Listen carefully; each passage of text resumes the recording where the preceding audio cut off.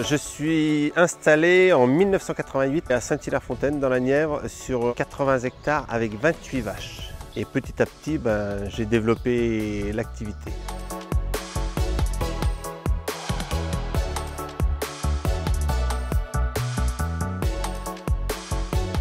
La philosophie de la ferme, c'est d'avoir un système cohérent, on va dire, avec un élevage bien présent, une alimentation qu'on produit sur la ferme avec des céréales pour l'élevage.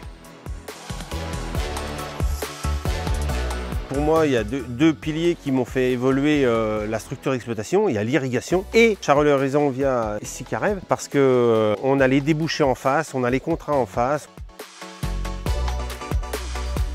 L'idée de Sicarev aujourd'hui, le groupe ayant ses outils d'abattage, est de sécuriser son approvisionnement. Alors les contrats de production Sicarev Coop sont tous basés sur la même méthode, c'est-à-dire que nous estimons un coût de production de la catégorie en question, permettant à l'éleveur de sécuriser à la fois la valeur de l'animal en début d'engraissement, plus l'acte de production qui va générer des coûts d'alimentation, des financements de charges de structure, du matériel, du bâtiment, de la main-d'œuvre. Chose très importante, c'est que depuis quelques années, on a intégré la rémunération de la main-d'œuvre dans nos contrats de production, permettant de garantir à l'éleveur un prix de reprise basé sur de la performance.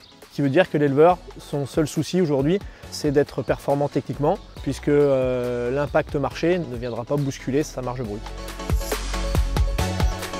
Un partenaire comme Sicarev peut jouer aussi dans l'installation. Moi par exemple, quand je me suis installé en 2017, c'est Sicarev qui est venu estimer le cheptel à reprendre et qui m'a trouvé également des animaux à acheter pour mon installation.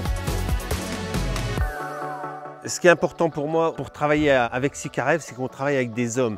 Et le partenariat, il est complet. Nous, on le vit exactement de la même façon, puisque quand on arrive à travailler en transparence, quand on arrive à structurer notre production, déjà on arrive à optimiser aussi toute la chaîne de valeur et on arrive à en dégager du revenu.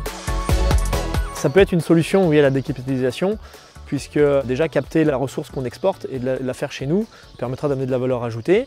Et en plus de ça, si on arrive à structurer la production, en y apportant de la garantie, on y apportera du revenu à nos producteurs et donc une source de motivation pour le développer.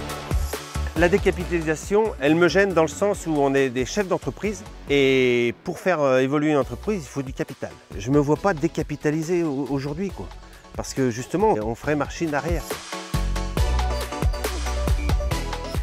On en est convaincu, on peut avoir des élevages compétitifs en France. Il faudra juste peut-être adapter nos modèles. On a nos exploitations familiales qui nous sont chères et qui font encore beaucoup envie. Mais les exploitations aussi de demain, ce sera plutôt des structures, des entreprises avec des entrepreneurs qui devront piloter aussi des outils et optimiser toute une production.